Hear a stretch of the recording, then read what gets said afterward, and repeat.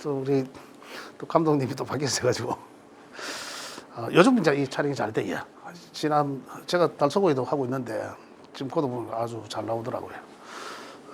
공지사항 말씀드리면 다음 학기는 요번 이 마감이 3월 13일까지더라고요. 보니까 저 뒤에 겨울 학기 운영 기간에 붙어 있던데 3월 13일까지고 그다음에 둘째 주는 그 3월 중후반까지 해서 다음 학기 4월, 5월 두 달간 이렇게 합니다. 그걸 하는데 그때는 시간이 지금은 우리가 3시 10분부터 시작이거든요. 3시 10분부터 5시까지잖아요. 근데 이제 그 다음 학기는 3시부터 그다음에 4시 50분까지 이렇게 10분 정도 이제 조금 이제 일찍 나와 주시면 좋겠고요. 그래 합니다. 오늘 우리 선생님 지금까지 못 나오시던 선생님 또 계속 소강 신청 하진 않고 또 못 나오고 계시다가 오늘 처음 나오셨는데 오늘 반갑습니다. 잘 나오셨고요. 근데 이 첫 시간이 지나고 해서 중간에서 지금 들으시기 때문에 그래도 뭐 신도가 많이 나간 건 아닙니다. 지금 4번째고 이러니까 또 혹시 또 궁금한 거 질문하셔도 됩니다. 질문하셔도 되고 지난 시간까지 했는 내용을 보면 이제 음양오행이 이제 상생상극론까지 했습니다. 그죠? 상생상극론까지 했는데 지금 이제 오늘 이제 해야 될 거는 이제 그 55쪽에 보시면 이제 오행의 여러 속성이 나옵니다. 속성. 오행에 그 소속돼 있는 그거에 대해서 좀 이제 말씀을 드리도록 하겠는데요. 소속 일람표가 있는데 지난 시간에 잠깐 이제 그 상생상극론에서 살펴보면 아까 제가 잠깐 그 언급을 드렸습니다만 일반적으로 오행의 상생상극 하면 음양오행의 상생상극, 음양오행이란 것은 목화 토금수 5개가 서로 맞물려 돌아가면서 상생상극한다. 그죠? 바로 옆에 있는 거는 목생화, 화생토, 토생금, 금생수, 수생목, 바로 옆에 그 글자들끼리 상생을 하게 되고, 그 다음에 한 칸 건너뛰어서, 그죠? 목극하는 관계, 그죠? 목극토, 한 칸씩 건너간다는 거죠. 그 다음에 화는 화극, 급으로 넘어가고, 금은 금물 수를 건너서 금극 목으로. 이제 요거는 지금 암기하는 방법에서 이제 제가 말씀드린 것은 그죠. 바로 옆에 글자는 생하고 한 칸 건너가는 거는 극하는 관계다.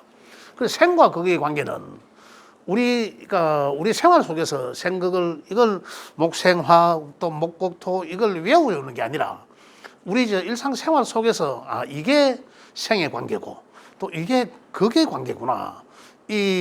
그 스토리를 만들어서 우리가 그걸 이런 상황이 생이고 이런 상황이 극이구나 하는 걸 이제 그러한 방법으로 이해를 하시다가 보면 이게 이제 자연스럽게 생과 극에 대해서 이해를 하시게 된다라는 말씀을 드리겠고요. 그런 상황 속에서 보면 이제 뭐 단편적인 예로는 물상적인 게 가장 좋아요. 우리 자연의 물상적인 거. 그죠? 목은 나무를 비유하면 가장 쉽잖아요. 나무가 자라는 속성과 가장 같다라 목은 제가 그래 말씀드렸잖아요. 그래서 목생화하면 목은 나무는 불을 뗄 때 사용한다. 그러면 불이 넣으니까 불이 활활 더 잘 타더라는 거죠. 그래서 생하는 것은 그 나무가 목이 화를 생하니까 화가 살아나더라는 거 아닙니까? 그죠? 그 다음에 화는 다시 화생토 하지 않습니까? 그럼 토는 타고나는 재가 이거다는 거죠. 다시 타고남은 것이 이 옥토로 옛날에 시골에 사신 분들 알아요. 들판에 저희들도 어릴 때 경험한 건데 일부러 불을 질러요. 불을 질러 그걸 그름으로 만든다니까. 시골에 계신 분들 아마 풍경을 보신 분들 계실 거예요. 그죠? 그게 이제 화생토라는 개념적으로 생각하시면 돼요. 이해를 하시면 돼요. 그래서 어쨌든 간에 화생토가 돼서 토가 또 더 잘 되는데 살아난다는 얘기죠. 지금 요거는 제가 말씀드린 단순한 1대1 관계의 상생을 논하는 거고, 그 다음에 또 토는 다시 토생금 하지 않습니까? 그죠? 그게 또 뭐냐면 그 톡 속에 광물질이 생기는 거죠. 그 속에서 광물질이 생긴다는 거죠. 만들어진다는 거죠. 땅 속에 쇳덩어리가 있으면 돌이 있으면 땅에 쇠가 있으면은 광산이잖아요. 그래 이제 그 속에서 이제 뭔가 어떤 보석을 읽어낼 수도 있다는 얘기고. 또 금생수 하는 거죠. 금은 다시 수를 산골 바위 틈에서, 금이라는 게 그렇지 않습니까? 물상적으로. 그죠? 쇠라고도 말씀드렸지만 쇠, 바위 이런 것들 원석. 그럼 그 속에서 물이 어디서 수원지가 어딥니까? 계곡 속이거든. 계곡에 쫙 바위 틈이거든요. 저저저 흘러나오다 보면. 그래서 그 큰 데로 흘러내려가는 거죠. 모이게 되는 거잖아. 그 이러한 것들을, 이제 이러한 속성들을, 물의 속성을 생각해 보면, 아, 이게 수구나. 이제 이렇게 이해를 하셔야 돼요. 그래서 생하는 관계가 되는 거죠. 금생수의 관계가 되는 거고. 그 다음에 수는 다시 수생목해서 목을 자라나게 해주지 않습니까? 그죠? 이게 생하는 관계죠. 자연의 속에서. 또 하나는, 여기 이제 단순 논리입니다. 지난 시간에 한 게, 생이지만은, 자, 목생화하는, 이제 이미 생이 관계는 아시잖아요. 그러면 전부 무조건 목생화하느냐는 거죠. 그건 아니다는 거죠. 제가 지난 시간에 잠깐 말씀을 드렸습니다만, 우리 학생들이 학교에서 뭐 지나치게 오냐 잘한다라고만 하면 과연 그 아이가 잘 될 수 있을까요? 오히려 더 어긋날 수도 있다는 거잖아요. 더 좋지 않을 수도 있다는 거죠. 다시 말씀드리면은, 이 화라는 기운은, 화가 적을 때는 어떻습니까?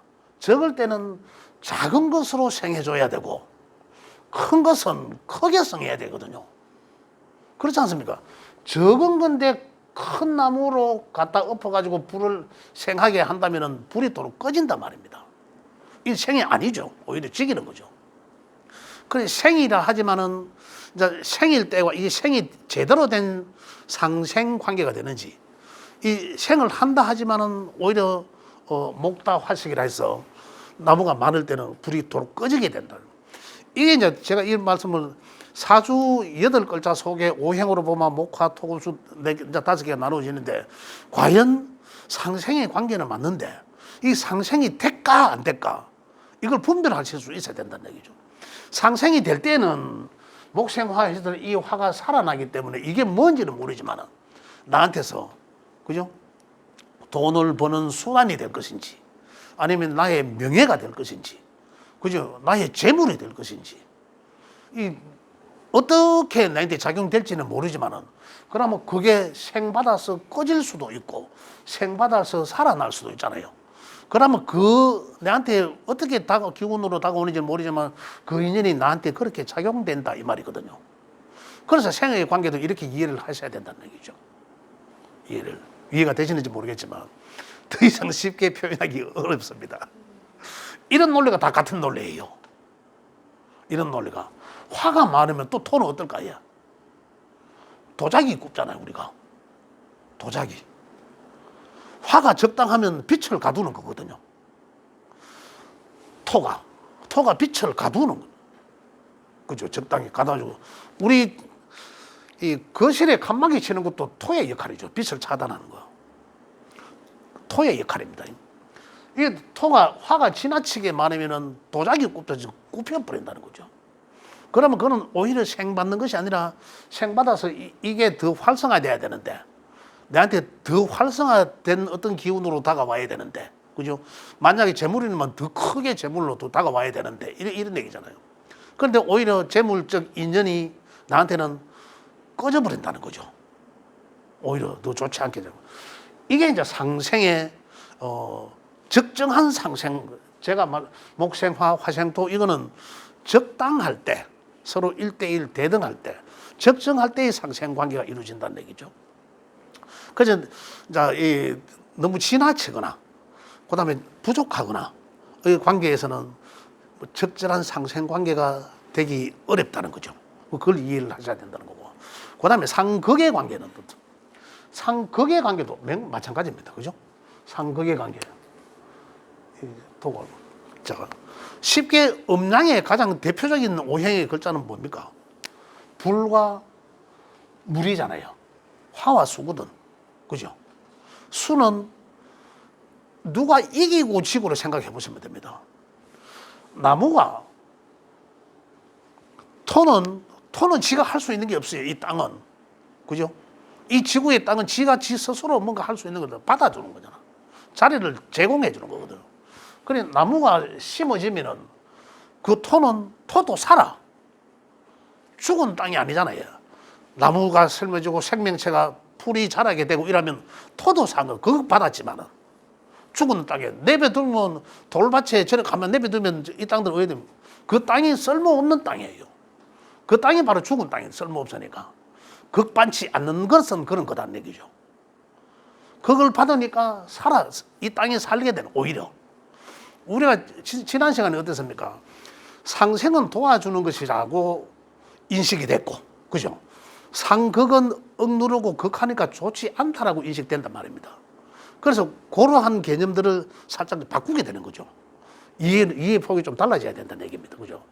그런 측면에서 보면 우리 사주로 풀 때도 그런 거든. 상극의 관계가 되면 상극도 적절한 극 이거거든요. 적절한 극은 어떨까요? 적절한 극은 필요한 거예요. 그래서 적당히 생받고 적당히 그걸 받아야 된다는 거거든요. 우리 상황 속에서도 그렇죠. 우리 실생활 속에서도 우리 자식들은 무조건 오야오야 생하듯이 오야오야 하면 좋지 않다는 얘기죠. 뭐를 갈 때는 뭐를 하고 또 때릴 때는 때리고 그래 커야 가가 제대로 된다는 얘기입니다. 우리 사주 속에 그걸 많이 받는 사주들은 좋지 않다고 하는데 그렇지는 않고 그렇지만 않아요. 거기 있고 충이 있고 형이 있는 사주들은 그 사람을 보면 만약에 그런 사주를 갖고 있는 사람을 보면 그런 사람들을 보면 막 눈이 반들반들거립니다. 기운이 살아있다는 거죠. 항상 긴장된 상태로 되어 있다는 겁니다. 합만 이루어진다면 아직 뭐 이런 건 안 했지만은 합이 많은 사람들은 사람이 좋아야 해볼래야. 거기 있는 사람들은 항상 긴장대가 있거든요. 반들반들가는. 그러니까 극 받는다고 나쁜 게 아니라 극도 적절히 받으면 극이 생이라는 거죠. 오히려. 그러한 관계들은 우리 오행 속에서 이제 이 자연 속에 지난 시간에 상생상극 했는 그 상생상극 기본 틀의 원리보다 지금 제가 말씀드린 이 원리를 조금 더 추가적으로 이해를 하셔야 된다는 얘기입니다. 그래서 제가 상생상극에 보충 설명을 해드리는 거고 여기까지 혹시 뭐 질문 하실 분 계시나요? 예, 완벽히 이해가 되시죠? 예. 이해가 다 되시는 걸 보고 그럼 없는 오행 상생상극은 상생상극은 또 계속 나와요. 계속 나오니까 이게 상생상극이구나. 그래서 음양오행 상생상극을 자꾸 외우려고 하시면 안 된다는 아까 말씀드렸듯이 그죠? 이러한 상황 이거 스토리를 만들어 가지고 이 상황이 상생이고 상극이구나. 상생이라 해서 무조건 좋은 것만 아니네. 상극이라 무조건 나쁜 거는 아니다. 그 우리 사주 속의 글자들도 그렇게 읽어야 된다 이런 얘기입니다. 상생상극에 대해서 그것까지 말씀드렸고 자 오늘은 아까 말씀드린 것처럼 자 그나마 이 오행에 대해서 조금 더 말씀을 드리도록 하겠습니다. 자 그나마 이 55쪽인데 오행의 여러 종류 그지? 소속표 이렇게 돼 있는데 우리 오늘 선생님 책이 없으신데 다음 주에 제가 책을 하나 갖다 드릴게요. 다른 분들한테 말씀 보자. 혹시 선생님 같이 좀 예. 자 말씀 들어보시면 아마 뭐 이해를 되실 것 같아요. 자 속성에 대해서 말씀드리겠습니다. 목화토금수라고 기록이 되어 있죠. 가로는 목화토금수 되어 있고 세로로는 그 밑에 이제 각 목화토금수 밑으로 이제 뭐 물상적으로든 뭐 방이든 이렇게 쭉 달아놨습니다. 달아놨는데 자 쉽게 이게 어떻게 표현돼 이걸 어떻게 이해를 해야 되냐 하면 자 말씀드렸듯이 물상적으로는 목은 나무로 이해를 하시면 된다 했고 나무의 속성과 같다. 나무가 자라는 속성과 같다라고 제가 말씀드리지 않습니까? 그렇게 이해를 하시면 되겠고 그다음 화는 또 화의 불화 같은 그러한 속성을 갖고 있다. 그죠? 불, 태양 이제 이런 거죠. 그다음에 토는 우리 흙, 땅과 같은 그러한 속성을 갖고 있다. 무한 제공해주고, 그죠? 음과 양을 조절해주는 그러한 역할. 그래서 수름만 해준다. 이제 이런 거. 그 다음에 금의 기운은 어떻습니까? 금의 기운은 쇠, 바위, 돌 이런 거거든요. 그러한 속성과 같다. 그럼 수는 물의 속성과 같다. 자, 다시 말씀드리면, 그럼 내 사주에 수기가 많더라. 그럼 수의 성향은 어떻습니까? 수기가 많다. 아, 그러면 물과 같구나. 그러면 음양적으로 볼 때는 거기는 목화는 양이고 금수는 음이라고 말씀드리지 않습니까? 자, 양과 음으로 크게 볼 때는 목화는 양이고 토는 가운데고 목화를 조절하는 거로. 그죠? 그 다음에 금수가 음이라고 했을 때 그러면 금수기가 많다. 금수기가 또 사람 이런 거죠. 금수 기운이 많다라고 만약에 가정한다면 그러면 양의 기운보다 전체적으로 음의 기운이 강하다는 얘기 아닙니까? 사주 8글자 중에 오행으로 볼 때 금수 기운이 월등히 많더라. 그죠? 그러면은 아, 이 사람은 음적 기운이 강하구나라는 거잖아요. 그럼 금과 수의 기운 차갑고, 그죠? 금은 바위, 쇠 이런 거니까 차갑지 않습니까? 물을 만들어내는 수원지니까 물도 차가운 공간이고, 그 다음에 점점 더 보이지 않는 공간, 어둡고 차분히 깔아앉아 있는 여기는 활동적인 공간이잖아요. 그러니까 그 사람 성품은 당연히 금수 기운을 내가 태어날 때 생년월일시를 통해서 이미 사진을 탁 찍는 거죠. 사진을 탁 찍어 놓으니까 그게 이제 내 인생의 바코드가 되는 거죠. 내 인생의 바코드로 우리 60갑자를 푸니까 사주 8글자가 나온 거고 그걸로서 지금 우리 해석을 하는 거잖아요. 바코드로 이제 우리 인생을 해석해 나가는 거죠. 그래서 이제 정해진 거는 오행은 5개고 사주 속에 들어가는 거는 8글자고 뭔가 안 맞게 돼 있을 거 아닙니까? 거기서 대운이라는 것이 또 환경을 만들어지고 또 세운 연운도 있고 이래서 점점 더 보완해 나가는 사주 이미 부족하죠. 사주 자체가 완벽할 수는 없지 않습니까?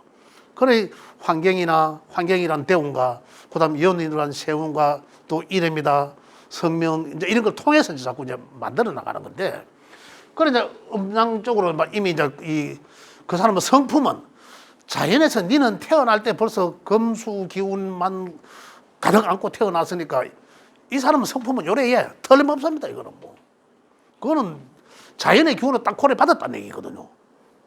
그 성품은 틀림없어. 그렇다면은 이게 장점일 수도 있겠지만 또 부족한 기운은 대리 만족할 수 있거든. 이런 사람을 보면 되게 좋아합니다. 이런 이쪽이 기운이 강한 사람들 보면 되게 좋아한다고. 나는 그래 못하거든요. 나는 남들한테 쉽게 다가가지도 못하는데 내가 남들한테 말도 잘 못 붙이거든 사실. 막 내가 활동적으로 내 표현도 잘 못해요. 그런데 이 사람들은 굉장히 적극적으로 잘 다가오거든. 한번 만났는데 뭐 조금 있다 형님 뭐 아우 이래 돼버려요. 그러면 이 사람들은 나가 그래 뭐하니까 보면 야 저런 사람 저런 또 장점이 있네 이러거든요. 그래서 상호 보완할 수 있는 거죠. 각자의 장점도 있지. 일장일단을 갖고 있는데 이쪽에 있는 사람이 보면 저 사람들을 보면 내가 없는 것을 굉장히 부러워하게 된다. 또 이쪽 사람도 마찬가지로. 여기는 어떤 나쁜 표현하다 보면 완전히 뭐 널뛰듯이 하거든요. 그 어떤 사람 보면 좀 차분하게 좀 가만히 좀 있으면 될 끼인데 혼자 막 가서 나고 이럴 수도 있잖아요. 오지랖 넓다 할 수도 있고. 그죠? 그런 이제 서로 이제 그런 관계가 잘 중용을 이루어줘야 된다는 거죠. 그런 측면에서 오행을 이제 목화, 토금수, 나무, 불, 흙 이제 이렇게 각각의 그 물상들의 속성과 거의 뭐 흡사하다 이래 보시면 그 사주를 열었을 때 이제 풀 때 오행만 봐도 그 사람의 성품을 이제 기본적인 성품을 아실 수가 있다. 그런 말씀을 드리겠고 그 밑에 이제 오행의 수리도 있죠. 1, 2, 3, 4, 5, 6 차례대로 해놨습니다. 그죠? 1, 2는 목이고 3, 4는 화고 이제 이렇게 되어 있는데 5, 6은 토고 이랬는데 이거는 그 성명을 할 때 나중에 이름 질 때 획수로 이제 들어가는 게 있습니다. 여기 지금은 여기에 큰 의미를 두지 않아도 좋습니다. 죽고 그 밑에 보면 여기 또 수오행 그 밑에 보면 3, 8 목 밑에는 3과 8이 되어 있고 그죠? 그 다음에 그 화 밑에는 27이 돼 있고, 토 밑에는 5가 10이 있고, 금에는 4구가 돼 있죠. 수에는 16. 요거는, 요게 명리적으로 표현하는 숫자입니다. 요거는 그 주역의 근원지인 그 하도 낙서에서 요게 상생도 상극, 상생 상극도 있어 그림으로 나와 있는 거예요. 그래서 명리적 수는 이 숫자로 친다. 만약에 이 내용이 만약에 목의 기운이 부족하다. 그러면은 목은 38목이라고 했잖아. 38. 그죠? 3과 8은 이 숫자는 목의 기운에 해당되는구나라는 거죠. 3과 8의 에너지는 3과 8의 기운은 목의 기운과 같다. 이런. 자, 그러면은 숫자가 항상 음양이 있다라고 했지 않습니까? 그죠? 목에도. 그러면 홀수는 양이죠. 홀수 1이 먼저 나오죠. 홀수는 양이고 짝수는 음이거든요. 그러면 결국 3은 어디 양의 목이죠. 8은 음의 목이 되겠죠. 그러면 양의 목에 해당되는 천간의 글자는 뭡니까? 그렇죠. 간목은 양의 목이죠. 을목은 음의 목이죠. 그러면 내 사주 8글자에 보니까 진짜로 꼭 필요한 글자가 간목이 하나 필요하더라. 목이 필요한데도 더 세부적으로 들어가 보니까 그냥 목이 필요하다면 38 숫자를 많이 쓰면 좋다는 얘기입니다. 그 기운을 많이 가지라는 얘기입니다. 내가 없다고 부족한 것은 채워야 되지 않습니까? 배고프면 목마르면 물 마시듯이 채워야 되는데 그러한 기운들을 여기서 채운다는 거죠. 목은 갑과 을에서 채우고 그 다음 지지의 거는 뭡니까? 인과 묘에서 채우지 않습니까? 인은 양목이고 천간에는 간목 표현하고 묘목은 음목인데 천간의 글자는 을목과 같이 표현하고 그럼 결국은 숫자로는 3이라는 숫자는 인목의 기운이고 간목의 기운이란 얘기죠. 그죠? 8은 을목의 기운이고 묘목의 기운이란 얘기입니다. 요렇게 화도 마찬가지죠. 화는 그럼 27화잖아요. 27화다. 27화는 요거는 음이고 짝수는 음이고 홀수가 양이니까 그죠? 화는 또 마찬가지로 병, 정. 그럼 이름 지을 때 요것도 이름 지을 때 이렇게 들어가는 기운 쪽으로 들어간다는 거죠. 자, 이렇게 만약에 목의 기운이 내가 부족하더라. 사주 속에서. 자, 이렇게 이야기합니다. 목의 기운을 부족하면 자, 목은 이 숫자를도 많이 활용을 해라 이런 얘기입니다. 그러면 그 기운을 우리가 보충할 수 있다 이런 얘기예요. 숫자는. 그 다음에 여기 좀 더 밑에 내려가면은 그 다음에 천간에 갑과 을이 있고 지지는 인과 묘 이제 이런 얘기는 지난 시간에 다 했죠. 안 해도 되겠죠. 그리고 밑에 내려가면 이제 방위가 나 방위. 목은 동쪽을 뜻하고 그죠? 목은 동쪽을 뜻하고 이 사상방위는 동쪽 뜻하고 반대쪽은 목의 반대는 금인데 서쪽을 뜻하고 그죠? 그 다음에 태양이 뜨는 남쪽은 화를 뜻하고 그 다음 그 반대쪽은 수를 뜻한다 북쪽 그죠? 북쪽 그 다음에 토는 중앙에 있더라는 거예요. 중앙에 토는 중앙에 위치한다. 토는 방의 중앙에 위치한다. 자, 그 다음에 색깔은 또 어떻습니까? 방이 다음에 색깔을 보면 근데 좀 차례대로 내려가겠습니다. 방위는 해놨는데 자, 이 방위는 또 어떻게 이제 우리가 적용을 하나 하면 만약에 우리 이제 아이가 이제 공부를 하는 뭐 고등학생이다 예를 들어서 그런데 뭐 이 공부를 이제 고3 수험생인데 공부도 제대로 좀 할 수 있도록 뭔가 환경을 만들어주고 해야 되는데 뭐 그렇지 않다. 그러면 이제 개운적인 측면에서 자 그러면 이 아이 방의 구조가 집 안에서 구조가 이 방의 공부방이 어느 쪽에 위치하느냐는 거죠. 어느 쪽에 위치하느냐. 만약에 금수의 기운이 부족한 아이한테 그죠? 이쪽의 방향에 너무 햇빛이 들어오는 아침과 낮이거든요. 너무 이 동남쪽은 아침과 낮이지 않습니까? 그 기운이 많이 들어오는 그 방향에 있더라. 그러면은 공부는 어떻게 해야 됩니까? 차분하게 해야 되잖아요. 그렇다면 이 사람이 공부가 되겠냐는 거죠. 오히려 조용한 쪽으로, 금수, 그죠?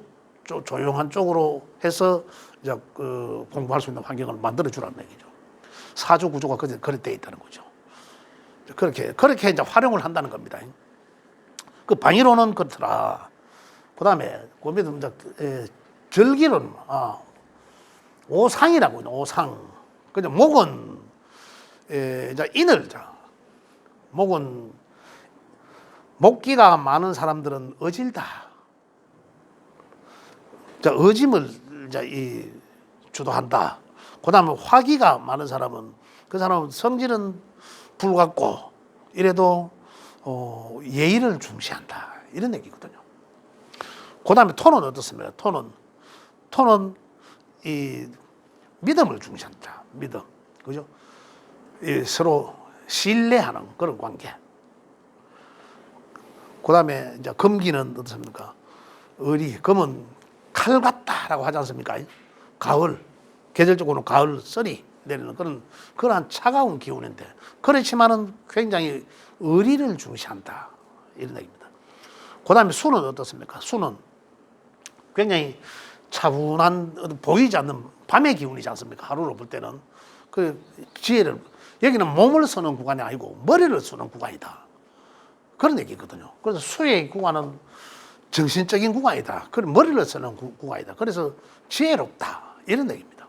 그렇게 이제, 우리 일간을 보세요. 나무에 이제 나무가 아니라 우리 오행적으로 사주를 열어보면 오행이 뭐 개수로도 나와요. 그죠? 그 나오면은, 그 다음에 내 일간이 뭔지도 나오고, 일원이라고 표시되어 있지만, 뭔지도 나오지만은 그 일원이나, 그 다음에 그 일원이 아니더라도 그 오행, 이 중에 오행이 특출하게 많다라고 하면 그러한 성향은 반드시 가지게 된다. 이렇게 보시면 됩니다.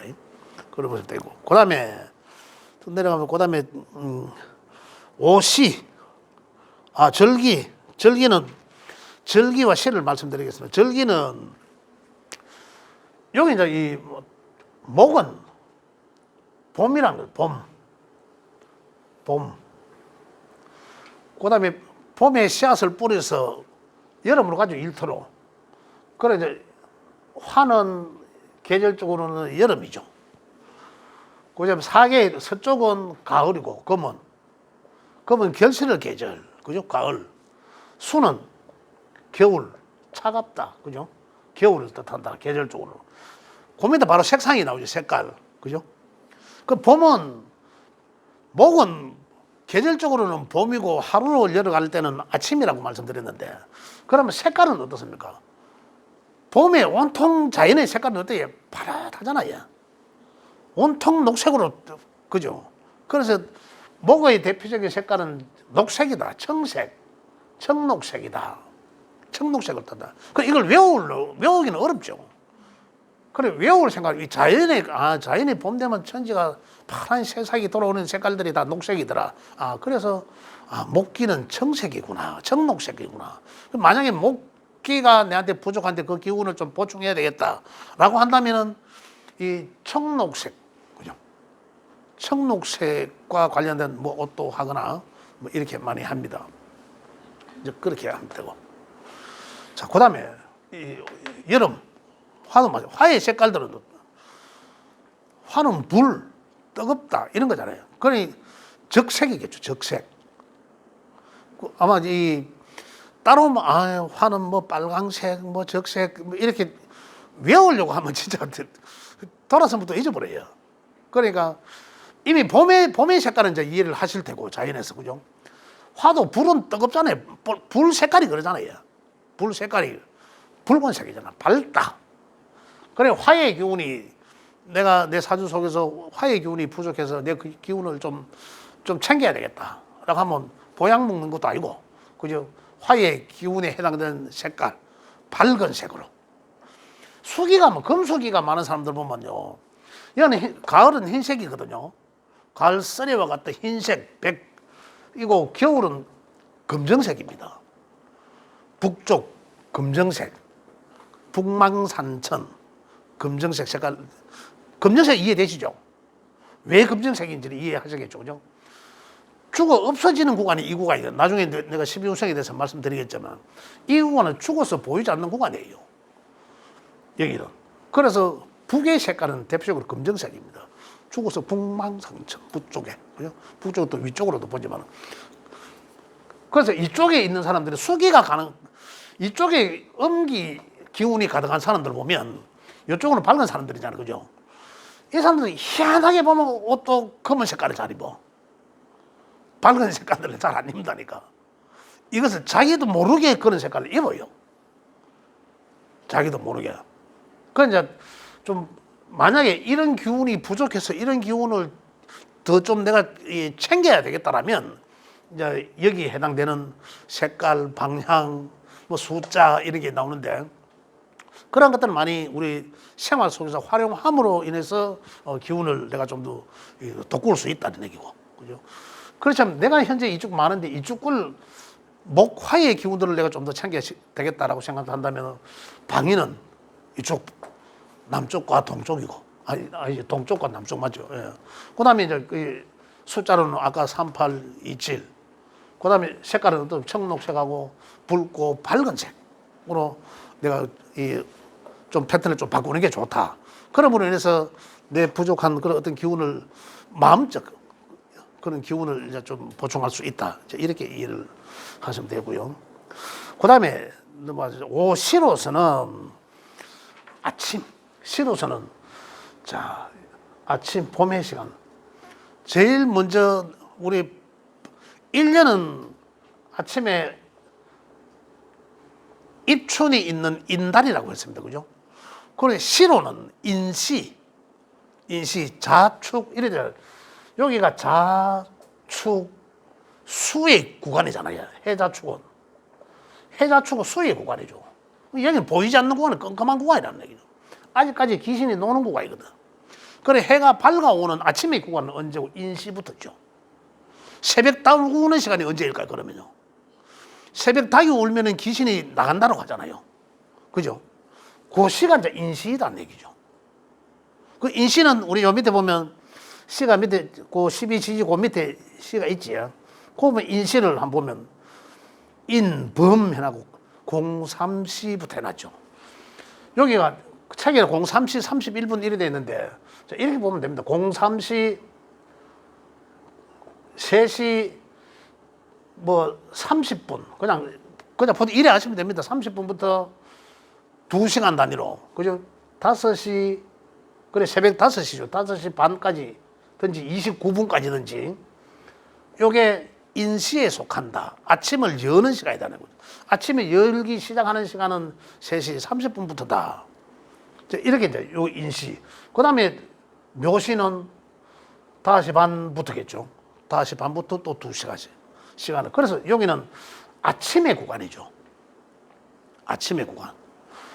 목은 아침의 구간이다. 남은 화는 남쪽은 대낮에 활동을 많이 하는 대낮의 구간이죠. 그래서 내가 목기가 약한 사람들한테는 어떻습니까? 목기는 항상 목기가 부족한 사람들은 어떻습니까? 그냥 늘 목기 자체가 그렇잖아요. 이 동분서주 이 궁금증도 많고 하면서도 적극적이잖아요. 활동도 적극적이거든.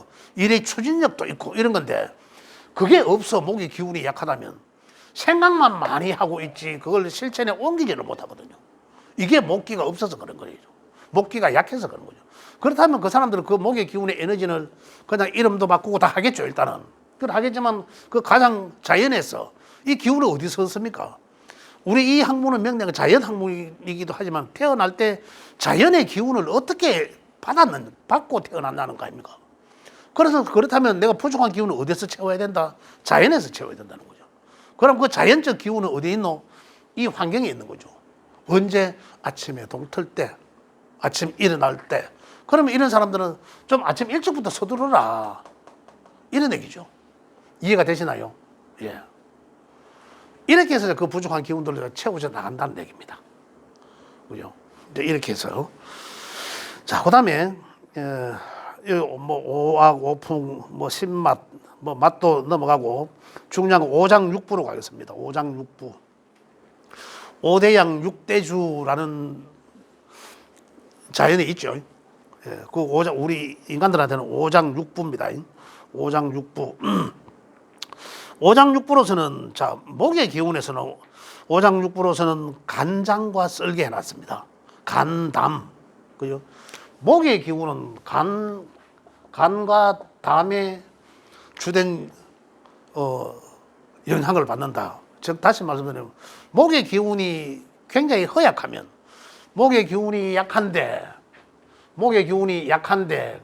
금의 기운이 와서 금극목으로 때리면, 목에 상처 입을 거 아닙니까? 그죠? 금극목도 상처 입을 거 아니면. 그러면 어디에? 간 또는 설계. 이 부위가 간에, 목의 기운이 약하다는 것은 바로 우리 인체의 오장육부 구조상 간, 담의 기운이 약하다. 가장 약한 기운을 타고 태어났다. 이렇게 이해를 하시면 됩니다. 화도 마찬가지고. 화는 여기 뭐로 되어 있습니까? 화는 심장, 소장으로 되어 있거든요. 그리고 화기가 아까 약하다. 그러면 심장, 소장이 약하다. 그러므로 해서 오는 질병들이 여러 가지 이제 발생될 수도 있다는 거죠. 그렇죠. 과하면 또 그렇죠. 과해서도 문제가 될 수 있는 거죠. 자, 예를 들어서 여기도 마찬가지고 다 마찬가지입니다. 음양이 또 그런 거잖아요. 양은 대체적으로 음에 비해서 상당히 큰 것을 뜻한다고 했고, 제가 그죠? 음은 양에 비해서 적게 표현한 규모가 작다라고 이제 이렇게 이해를 하셔도 된다고 했는데, 뭐 한의학은 논할 바는 아닙니다만은 한의학에서는 오행을 다룹니다. 다루는데 허실로 따져요. 허정실정으로 따지거든요. 허는 허한 거라. 그다음에 그 실은 강한 거거든요.